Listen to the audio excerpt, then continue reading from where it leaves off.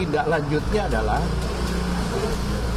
karena tadi dari pihak pengacara minta untuk ada ekshumasi, gali kubur, dan otopsi ulang, maka akan segera dijadwalkan ekshumasi akan dilaksanakan. Jadi nanti tim akan melibatkan forensik independen, tidak hanya dari Polri, Pusdapet Polri, tetapi juga dari independen. Ini yang sebenarnya yang harus dikerjakan Kompolnas. Jadi Kompolnas memberikan masukan, tapi kalau terlalu dekat antara pengawas dengan yang diawasi, ya memang ribet akhirnya. Yang terjadi adalah seolah-olah gini kan, Kompolnas itu tadi kan dikatakan ada Menko Polhukam, ada Mendagri, ada Menkumham. Pertanyaannya apakah mereka bekerja secara perhatian dengan pekerjaan sebagai Kompolnas? Saya kira enggak. Dijelaskan oleh penyidik bahwa bagaimana olah TKP, keterangan dari Brigadir E, bahwa memang posisinya ketika Brigadir Z menembak ke Brigadir E itu terhalang oleh tangga. Di samping itu yang bersangkutan dalam kondisi panik karena ketahuan, sehingga tembakannya tidak terarah, tidak fokus. Orang nembak kan harus membidik, lihat penjerang. Karena panik ya asal tembak saja. Tidak menerima suap, tidak menerima sogokan, bekerja dengan sebaik-baiknya, sejujur-jujurnya, menegakkan hukum selurus-lurusnya, dan lain sebagainya.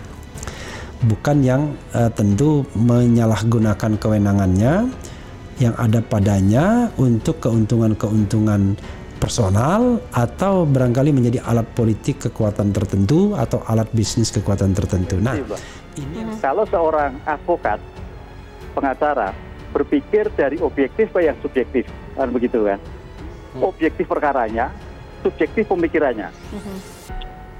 Sedangkan sebaliknya, seorang polisi, penegak hukum, berpikir dari subjektif, mewakili negara, kemudian subjektif apabila memang subjektif mewakili negara, tapi objektif terhadap hukumnya.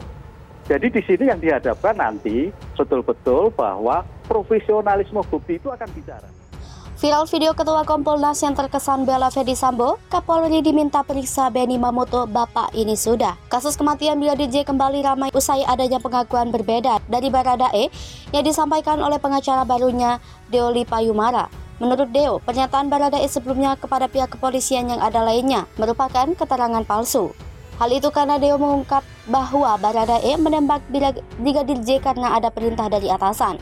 Di tengah ramainya pengakuan kuasa hukum Baradae tersebut, publik kembali menyoroti pernyataan Ketua Harian Kompolnas, Irjen Benny Mamoto, yang sebelumnya menyebut tidak ada kejanggalan dalam kasus penembakan Brigadir J.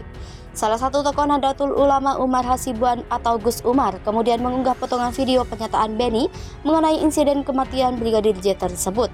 Dalam video yang diunggah Gus Umar, Benny mengaku bahwa dirinya mendengar keterangan langsung dari tim penyidik mengenai peristiwa yang menewaskan Brigadir J itu. Video yang sudah ditonton lebih dari 33.000 kali itu kemudian menimbulkan berbagai macam reaksi dari netizen. Banyak warganet mengecam pernyataan Benny yang seakan membela Ferdy Sambo, bahkan ada seruan untuk mencopot jabatan petinggi Kompolnas atau membubarkan lembaga itu. Benny Mamoto jadi sorotan buntut viral videonya ungkap kronologi Brigadir Joshua sesuai skenario dalang pembunuhan. Video penjelasan Ketua Harian Kompolnas Benny Mamoto sesuai skenario terkait pembunuhan Brigadir Joshua oleh Barada Eliezer kembali viral di media sosial Twitter. Seiringan dengan viralnya video ini, tagar Kompolnas menjadi trending di Twitter hingga Senin pagi 8 Agustus sudah lebih 4.332 tweetan. Video ini berisi penjelasan Benny yang sesuai dengan skenario. Karena itu, pengguna media sosial meminta perhatian Kapolri Jenderal Listio Sigit untuk memeriksa Benny Mamoto.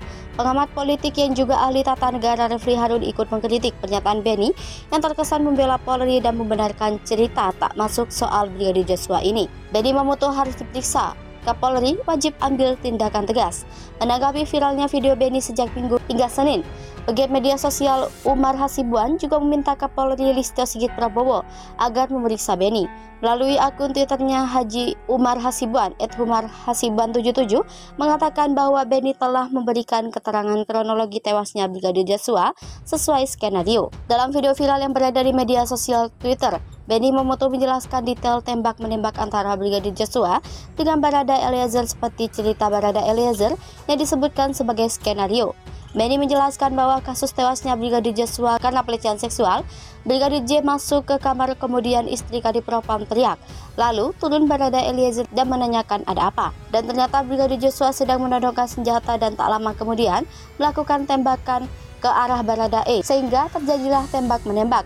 Lalu muncul pertanyaan masyarakat, Brigadir Joshua 7 tembakan tidak ada yang kena, sementara Barada E 5 tembakan kena semua, kata Beni.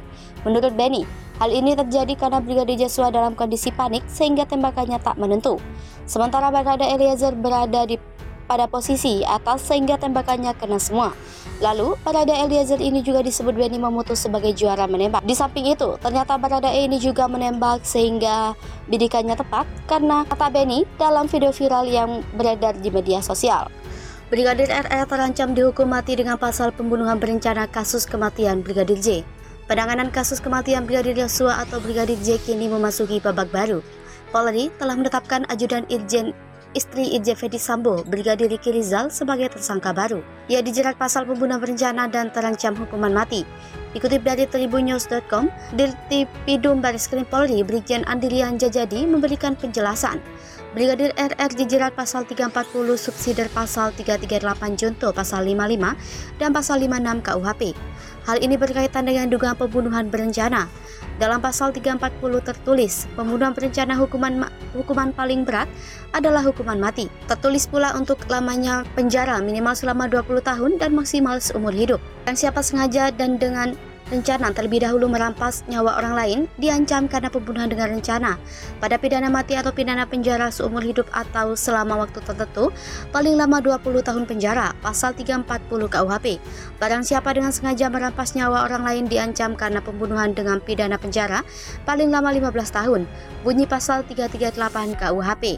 Sedangkan untuk pasal 55 KUHP yakni dipidana sebagai pelaku tindak pidana mereka yang melakukan, yang menyuruh melakukan, dan yang turut serta melakukan perbuatan mereka yang dengan memberi atau menjanjikan sesuatu, dengan menyalahgunakan kekuasaan atau martabat, dengan kekerasan, ancaman atau penyesatan, atau dengan memberi kesempatan sarana atau keterangan, dengan menganjurkan orang lain supaya melakukan perbuatan bunyi ayat 1. Terhadap penganjur, hanya perbuatan yang sengaja dianjurkan sajalah yang diperhitungkan beserta akibatnya bunyi ayat 2. Kemudian pasal 56 KUHP tertulis, dipidana sebagai pembantu kejahatan. 1. Mereka yang sengaja memberi bantuan pada waktu kejahatan dilakukan. 2. Mereka yang sengaja memberi kesempatan, sarana atau keterangan untuk melakukan kejahatan.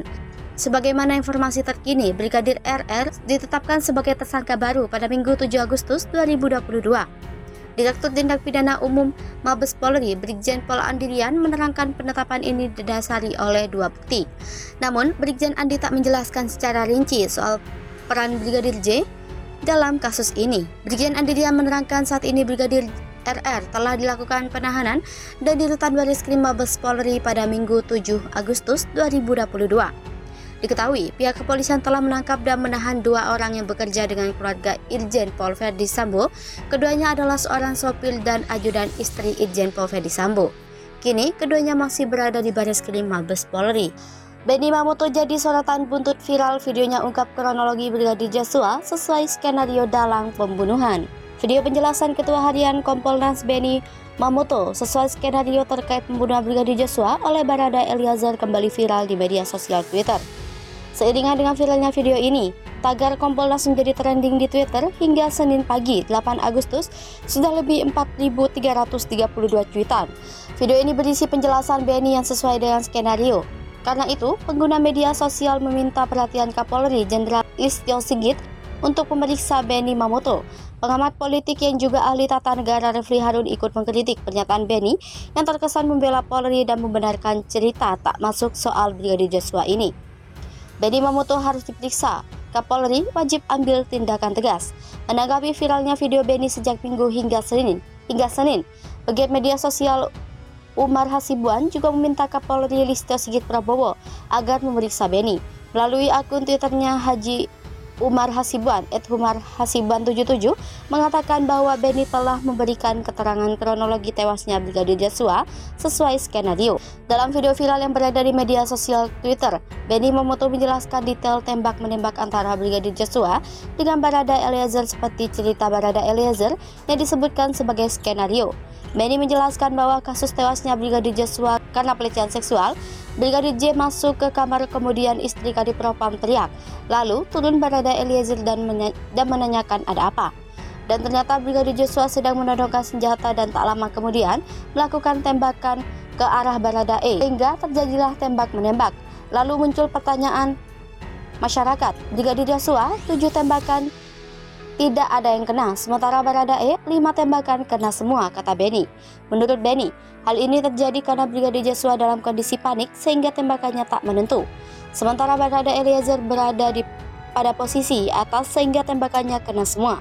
Lalu, Barada Eliezer ini juga disebut Beni Mamoto sebagai juara menembak. Di samping itu, ternyata Barada E ini juga menembak sehingga bidikannya tepat karena kata Beni dalam video viral yang beredar di media sosial.